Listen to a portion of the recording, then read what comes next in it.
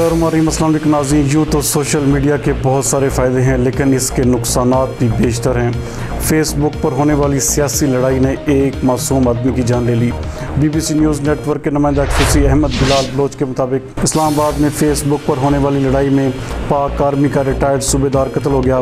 कत्ल होने वाले सूबेदार ने कसूर में 2001 से 2004 तक गंडा सिंह बॉर्डर और कसूर के मुख्तलिफ इलाकों में बहुत एहसन तरीके से अपनी ड्यूटी अंजाम दी थी। थाना चुंतरा के इलाके सरोबा गांव में फेसबुक की सियासी लड़ाई ने एक मासूम बंदे की जान ले ली। दोनों ग्रुपों का तल्लुक एक ही सियासी जमात से था।